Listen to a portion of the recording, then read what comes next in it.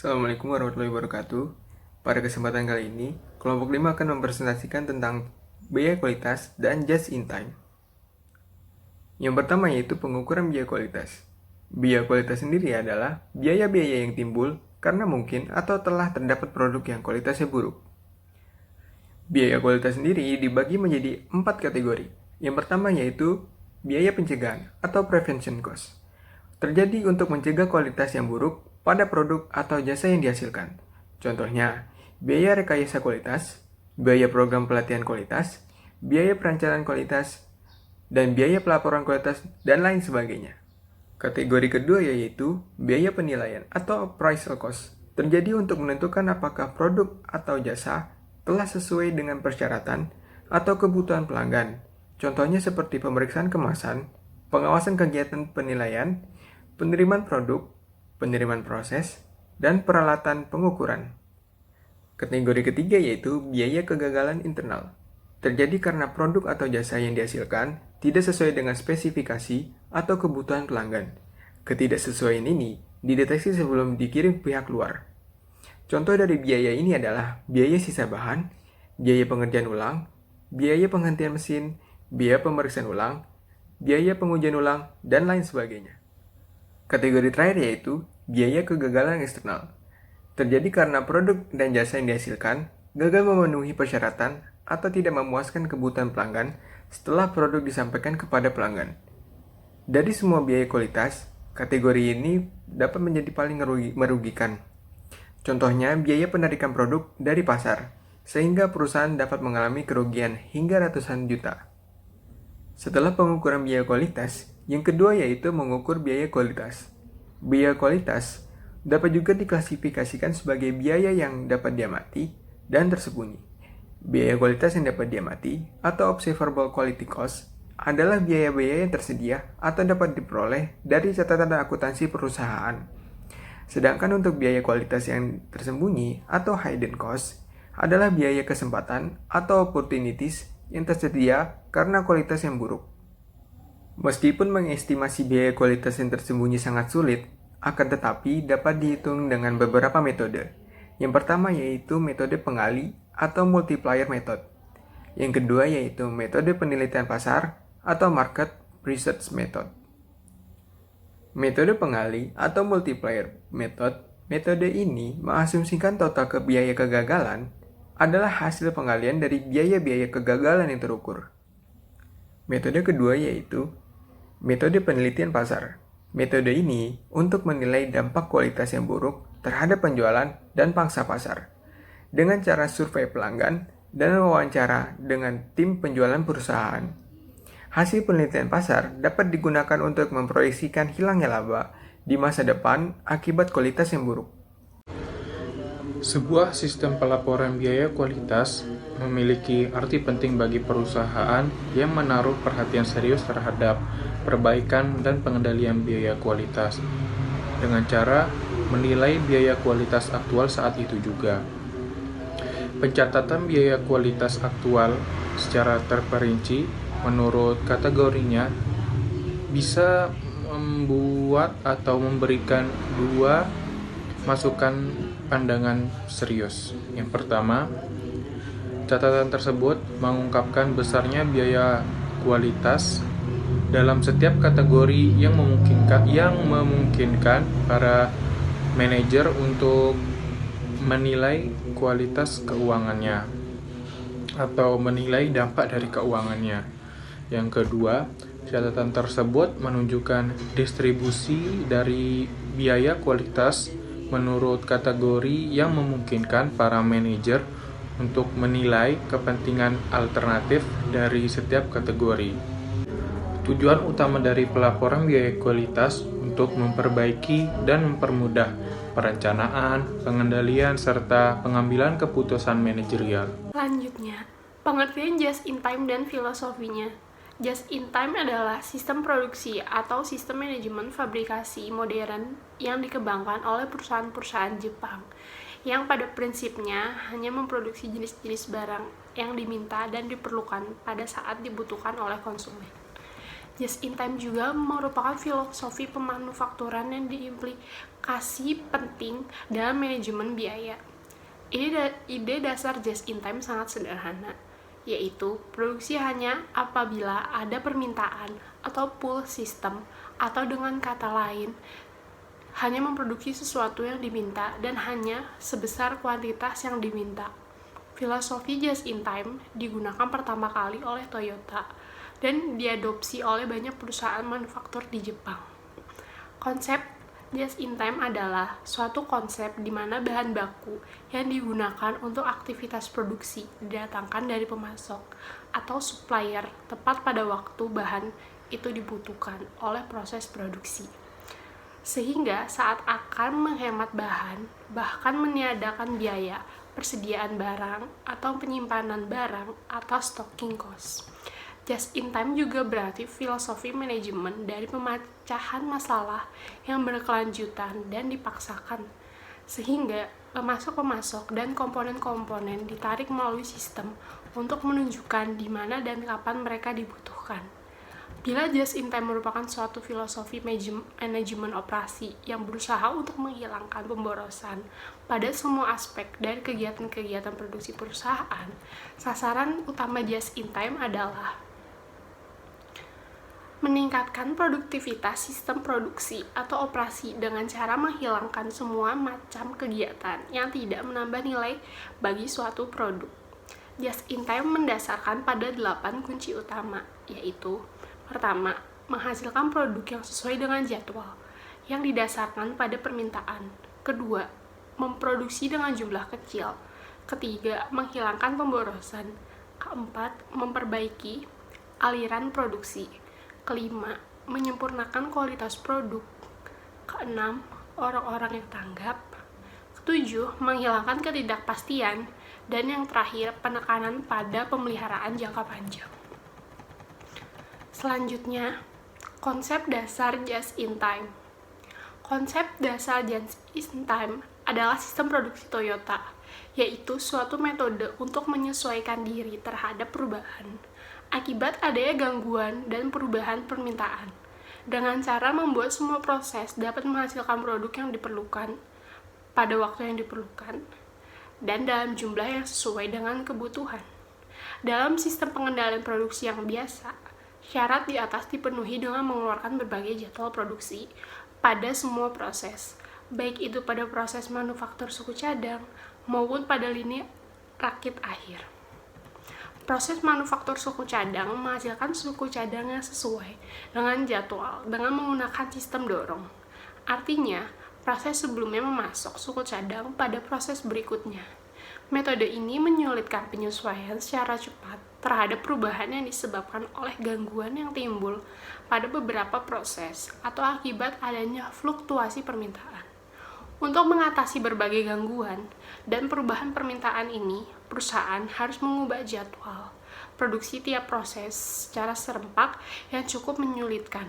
Akibatnya, perusahaan harus melakukan persediaan di antara semua proses untuk mengatasi gangguan dan perubahan permintaan ini. Sistem ini sering menimbulkan ketidakseimbangan persediaan yang mengakibatkan pemborosan. Sebaliknya, sistem produksi Toyota bersifat revolusioner, dalam arti proses berikutnya akan mengambil suhu cadang dari proses sebelumnya. Metode ini dikenal sebagai sistem tarik. Hanya linear rakit akhir yang dapat mengetahui dengan tepat penempatan waktu yang diperlukan dan jumlah suku cadang yang diperlukan. Linear rakit akhir pergi ke proses sebelumnya untuk mendapatkan suku cadang yang diperlukan dalam jumlah yang diperlukan pada waktu yang diperlukan. Kemudian, proses sebelumnya memproduksi suku cadang yang diambil dari proses berikutnya. Tiap proses yang memproduksi suku cadang mengambil bahan atau suku cadang yang diperlukan pada proses sebelumnya. Begitu seterusnya. Dengan demikian, apabila ada perubahan permintaan, tidak perlu dilakukan perubahan jadwal produksi secara serempak untuk semua proses. Hanya lini rakit akhir yang perlu diinformasikan mengenai perubahan jadwal produksi ketika merakit produk satu persatu. Untuk menginformasikan mengenai penetapan waktu yang diminta dan jumlah suku cadang yang diperlukan, digunakan Kanban. Sistem Kanban hanya bisa berfungsi secara efektif melalui kombinasi dengan elemen-elemen just in time. Selanjutnya, saya akan menjelaskan mengenai strategi penerapan just in time. Ada beberapa strategi dalam mengimplementasikan just in time di dalam suatu perusahaan, yaitu yang pertama, strategi penerapan pembelian just in time. Dukungannya yaitu dari semua pihak, terutama yang berkaitan dengan kegiatan pembelian. Nah, khususnya harus ada dukungan dari pimpinan. Tanpa ada komitmen dari pimpinan, just in time tidak akan berjalan dengan baik. Mengubah sistem yaitu mengubah dengan cara mengadakan pembelian, yaitu dengan membuat kontrak jangka panjang dengan pemasok, sehingga perusahaan cukup hanya memesan sekali untuk jangka panjang. Selanjutnya, barang akan datang sesuai kebutuhan atau proses produksi sesuai dengan perubahan yang telah terjadi. Kemudian yang kedua, penerapan strategi just in time dalam sistem produksi. Penemuan sistem produksi yang tepat yaitu dengan sistem tarik yang bertujuan untuk memenuhi kebutuhan dan harapan pelanggan dengan menghilangkan sebanyak mungkin pemborosan. Penemuan lini produksi, yaitu dalam satu lini produksi harus dibuat bermacam-macam barang, sehingga semua kebutuhan pelanggan yang berbeda-beda itu dapat terpenuhi. Selain itu, lini produksi tersebut dapat menghemat biaya, seperti biaya bahan baku, persediaan, dan sebagainya. Selanjutnya, saya akan menjelaskan mengenai manfaat just in time. Just in time bukan hanya sekedar metode pengendalian persediaan, tetapi juga merupakan sistem produksi yang berkaitan dengan fungsi dan aktivitas.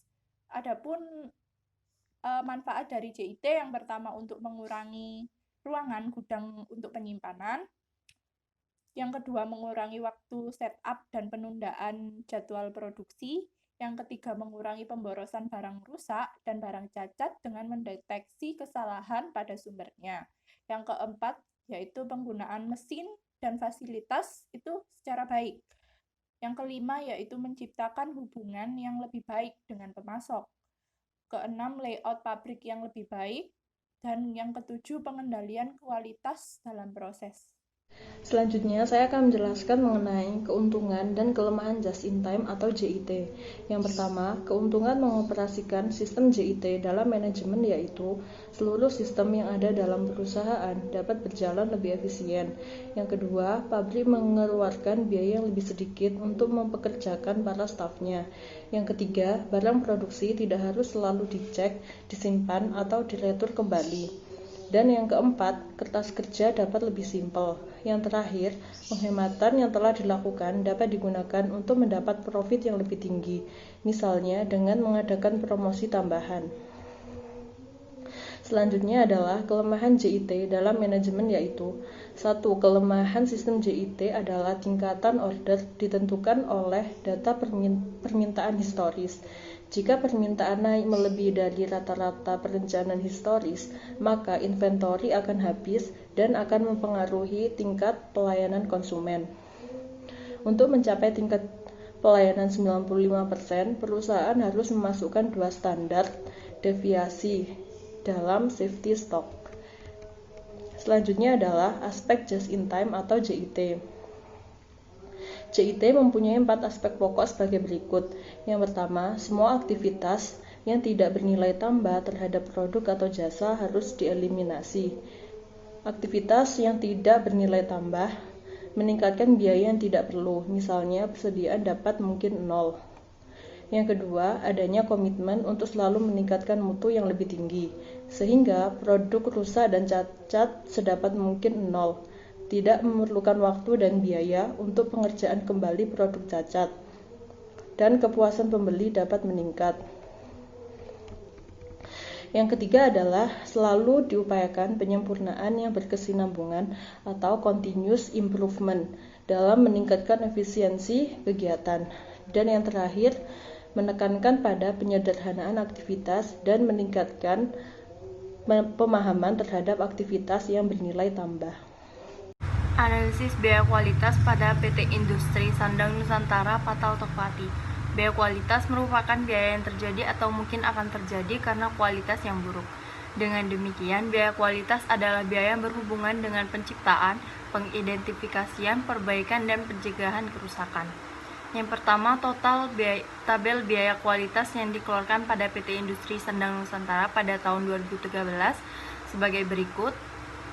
Pada total biaya pencegahan berjumlah 8.777.250, kemudian total biaya penilaian berjumlah 13.072.300, kemudian total biaya kegagalan internal dengan jumlah 36.388.600, dan total biaya kegagalan eksternal 6.277.000, dan total biaya kualitas bertotal 64.515.150.000. Kemudian pada tabel 2, persentase biaya kualitas pada PT Industri Sandang Nusantara pada tahun 2013. Pada biaya pencegahan yang terdiri dari biaya pelatihan kualitas, biaya perawatan mesin, total biaya pencegahannya 8.777.250 dengan persentase 13,60. Kemudian pada biaya penilaian yang terdiri dari biaya pemeriksaan bahan, biaya penilaian produk, biaya penilaian proses, dengan total biaya penilaian 13.072.300 mendapatkan persentase 20,26. Kemudian pada biaya produk gagal internal yang terdiri dari biaya sisa bahan, biaya pengerjaan ulang, total biaya kegagalan internal sejumlah 36.388.600 dengan mendapatkan persentase 56,40. Kemudian pada biaya produk gagal eksternal yang terdiri dari biaya keluluhan pelanggan, biaya jaminan, total biaya kegagalan eksternal bertotal 6.277.000 dengan persentase 9,73. Total biaya kualitas menunjukkan jumlah 64.515.150.000 dengan persentase 100%. Yang terakhir pada tabel 3, persentase biaya kualitas berdasarkan peringkat. Yang pertama ada total biaya kegagalan internal dengan jumlah 36.388.600, persentasenya 56,40. Kemudian total biaya penilaian dengan jumlah 13.072.300 dengan persentase 20,26, dan total biaya pencegahan dengan jumlah 8.777.250 dengan persentase 13,60. Total biaya kegagalan eksternal dengan jumlah 6.277.000 dengan persentase 9,73, dan total biaya kualitas berjumlah 64.515.150 dengan persentase 100. Analisis JIT perusahaan kecap Cap Kuda Tulungagung.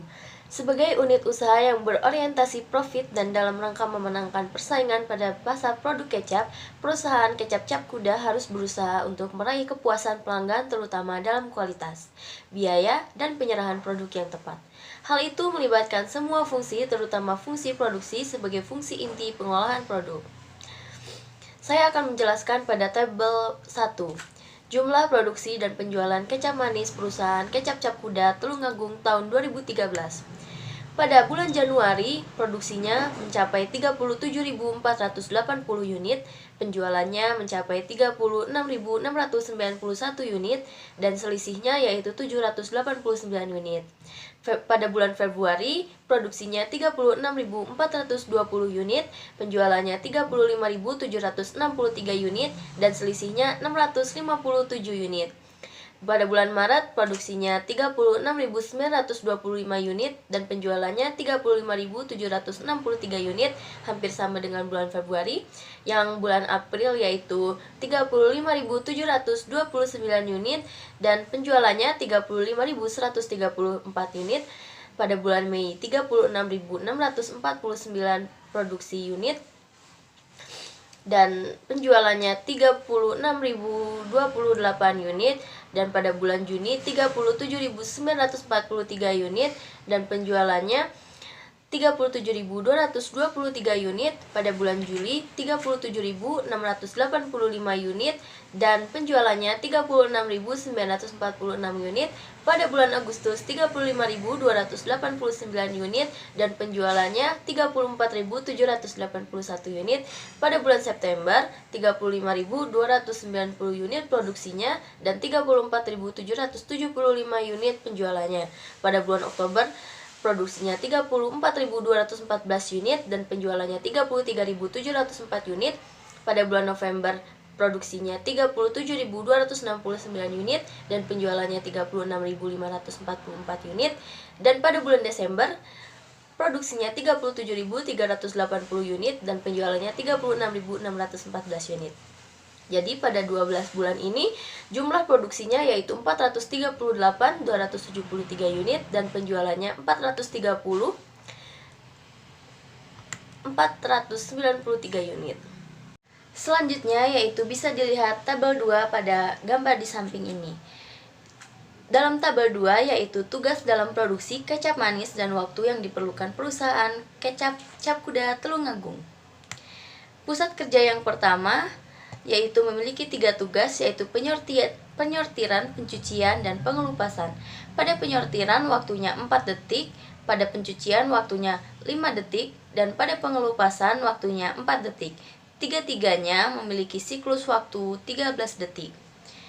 Pada pusat kerja 2, ada 3 tugas juga, yaitu penggilingan dalam waktu 4 detik, perebusan dalam waktu 12 detik, dan penirisan pada waktu 3 detik, dan tiga-tiganya dalam siklus waktu 19 detik.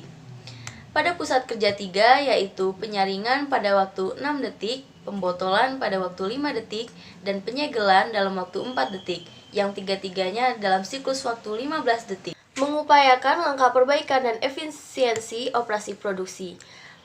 Langkah perbaikan dan efisiensi operasi produksi dilakukan dengan cara menyeimbangkan beban fasilitas dan pekerja untuk menentukan waktu siklus yang optimal dengan menggunakan line balancing dengan metode heuristik dengan 2 pendekatan, yaitu rank positional weight dan trial and error. Yang pertama, rank positional weight. Membuat precedence diagram berdasarkan hubungan urutan antara tugas-tugas yang ada pada lini produksi kecap manis, maka precedence diagram dapat digambarkan sebagai berikut. Contohnya seperti gambar di samping ini. Dan yang kedua adalah trial and error. Membuat beberapa kombinasi pengelompokan aktivitas pada beberapa pusat kerja, tentu dengan tanpa menyalahi hubungan urutan, precedence relationship, dan fakta yang ada. Kombinasi tersebut dapat dilihat pada tabel di samping ini. Tabel 3, kombinasi tugas untuk pusat kerja kecap manis perusahaan kecap Cap Kuda Tulungagung. Seperti dilihat di samping ini, mengevaluasi efisiensi dari kombinasi yang telah dibuat. Kombinasi pertama, efisiensi sama dengan rumusnya sudah ada, dan yang kedua, kombinasi efisiensinya rumusnya seperti di samping ini. Baik, di sini saya akan membahas terkait analisis biaya kualitas pada PT Industri Sandang Nusantara. Perusahaan ini adalah sebuah perusahaan yang memproduksi kapas menjadi benang. PT Industri Sandang Nusantara unit Patal Topati berusaha meningkatkan kualitas produknya supaya dapat merebut pasar dengan perusahaan industri lainnya. Pada perusahaan PT Industri Sandang Nusantara harus memperhatikan biaya kualitas yang dikeluarkan.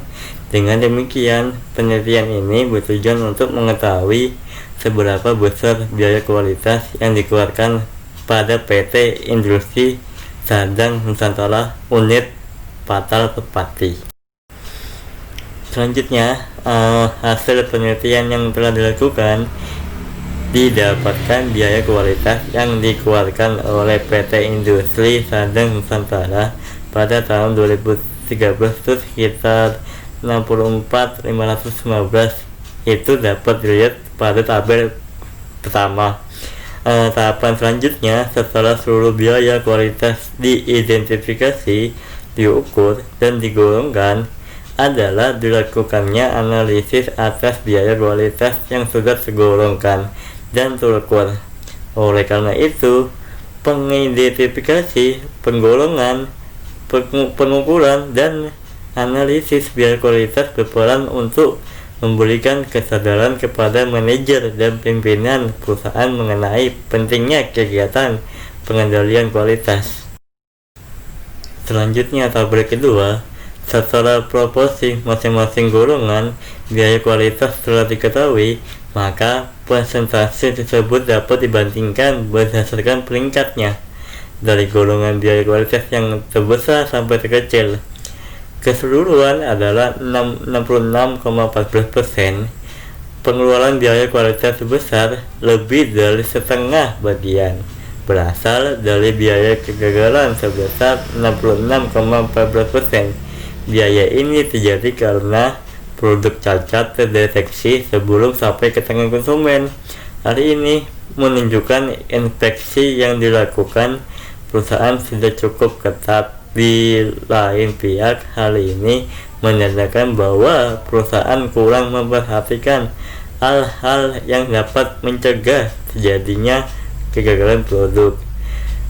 Biaya yang terbesar kedua adalah biaya pencegahan, yaitu sebesar 33,86%. Menurut wawancara dengan manajer produk dan teknik, sebenarnya PT Industri Sandang Nusantara unit Patal Pati telah berusaha melakukan tindakan pencegahan, akan tetapi kegagalan yang biaya pencegahan akan lebih kecil dari pengurangan biaya kegagalan internal, sehingga secara keseluruhan total biaya kualitas akan berkurang. Nah, selanjutnya tabel ketiga. Dari hasil ini menunjukkan bahwa perusahaan perlu menangani penyebab terjadinya produk cacat lebih dulu agar produk cacat yang terjadi dapat berkurang, sehingga biaya kegagalan inter dapat dicegah. Untuk itu, perlu ada tambahan biaya pada kategori biaya pencegahan, dan biaya kegagalan ekster secara keseluruhan adalah 66,14%. Pengeluaran biaya kualitas sebesar lebih dari setengah bagian berasal dari biaya kegagalan sebesar 66,14%. Biaya ini terjadi karena produk cacat terdeteksi sebelum sampai ke tangan konsumen. Biaya penilaian yang terjadi pada PT Industri Sandang Nusantara sebesar 20,26% dari total biaya kualitas. Selanjutnya, biaya yang terdapat pada biaya penilaian hanya biaya penilaian, biaya pemeriksaan bahan baku, biaya penilaian produk, dan biaya proses. Analisis biaya kualitas pergolongannya dilakukan dengan membandingkan tiap golongan biaya kualitas terhadap total biaya kualitas. Hasil yang didapatkan menunjukkan bahwa perusahaan perlu menangani penyebab terjadi produk cacat lebih dulu agar produk cacat yang terjadi dapat berkurang, sehingga biaya kegagalan inter dapat dicegah. Untuk itu, perlu ada tambahan biaya pada kategori biaya pencegahan. Terlebih lagi, jika penanganan baik dan sungguh-sungguh, tambahan biaya pencegahan akan lebih dari pengurangan biaya kegagalan inter, sehingga secara keseluruhan total biaya kualitas akan berkurang. Selanjutnya, PT Industri Sandang Nusantara dapat berfokus pada kegiatan-kegiatan yang bersifat pencegahan. Pada tabel keempat dapat dilihat rekomendasi yang dapat dilakukan oleh perusahaan agar dapat mengurangi biaya kualitas yang dikuatkan. Pembahasan kasus. Pada pembahasan kasus ini, pada analisis perusahaan kecap Cap Kuda di Tulungagung ini menggunakan sistem produksi yang dimana produksi tradisional ini tidak berkaitan dengan kebutuhan pasar, namun dengan kemampuan produksi di perusahaan tersebut. Jadi, pada tabel 1 Rata-rata produk kecap manis yang tersisa per bulannya itu adalah 648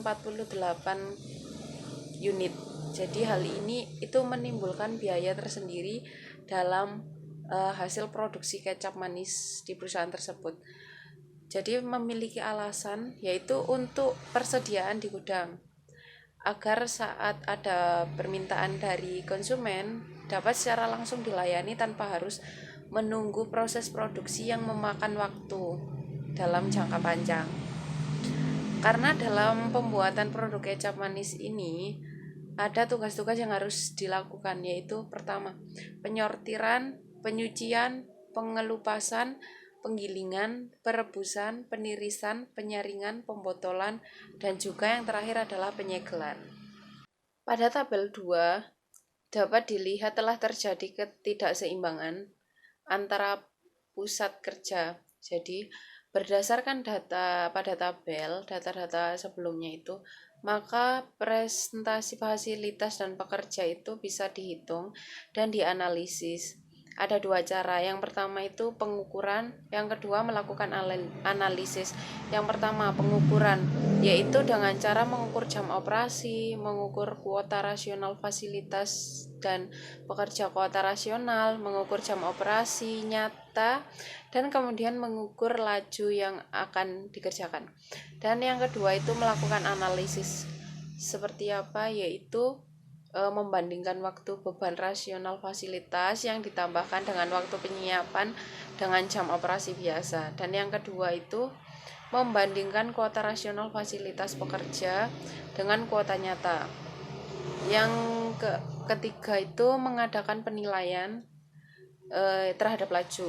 Dan yang terakhir adalah membandingkan waktu beban rasional fasilitas dan pekerja ditambah dengan waktu penyiapan. Kemudian pada penjelasan 1 bisa dilihat di diagram breakdance diagram lini produksi, yaitu dapat dilihat waktu siklus pusat kerja 1 itu ada 13 detik, kemudian pusat kerja 2 ada 19 detik, kemudian yang pusat kerja 3 adalah 15 detik. Nah, membuat beberapa kombinasi pengelompokan aktivitas pada beberapa pusat kerja, tetapi tanpa menyalahi hubungan aturan. Jadi dapat dilihat ya di tabel. Kemudian di tabel 3 itu terdapat kombinasi perusahaan kecap ini yang dibuat dua kombinasi. Kombinasi pertama itu dengan efisiensi 0,8246 itu atau setara dengan 82,46%.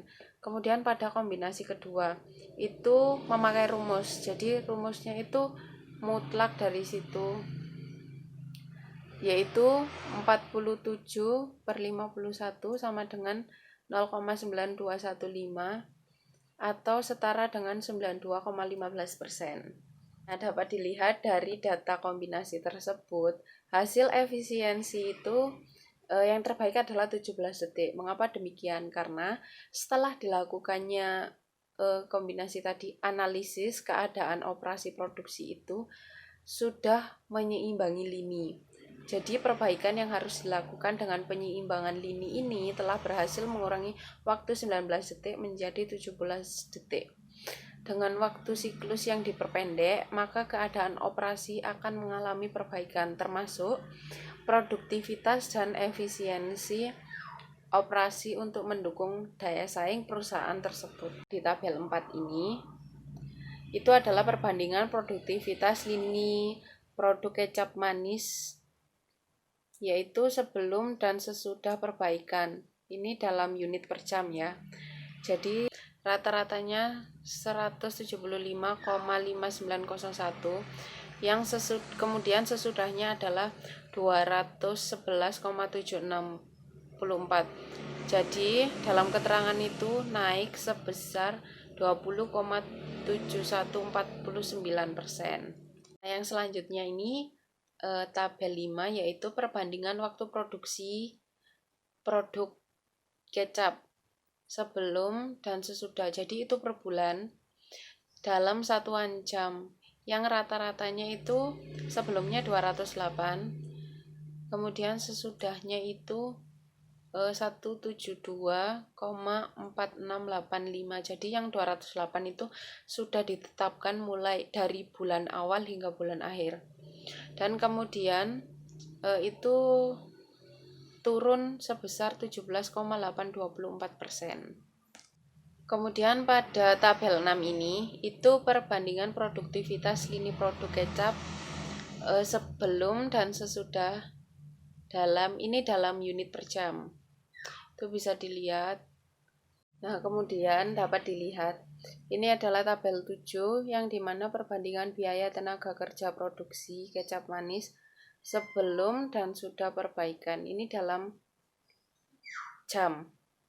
Jadi rata-ratanya yang sebelum itu 39.200.000, kemudian sesudahnya 32.503,64, dan dalam keterangan itu turun sebesar 17,825%. Nah, kemudian perbaikan yang dilakukan dengan menggunakan pendekatan line balancing method, rank positional weak and trial and error itu akhirnya meningkatkan produktivitas dan efisiensi operasi produksi. Jadi produktivitasnya itu naik sebesar 20,7149%, waktu produksinya turun 17,0824%, dan biaya tenaga kerja langsungnya 17,0825%. Jadi itu efisien sekali dan sangat baik bagi perusahaan tersebut. Kemudian di sini itu tabel perbandingan efisiensi biaya pada produksi kecap, dapat dilihat sebelum dan sesudah perbaikan. Jadi di situ terdapat dalam jumlah itu terdapat sebelum dan sesudah, kemudian ada selisih dan keterangannya dapat dilihat turun menjadi 17,0825%. Jadi itulah guys presentasi dari kelompok kami. Apabila ada salah kata, mohon maaf sebesar-besarnya, dan terima kasih karena kalian telah menyimak dan menonton video kami sampai akhir. Sekian, Assalamualaikum warahmatullahi wabarakatuh.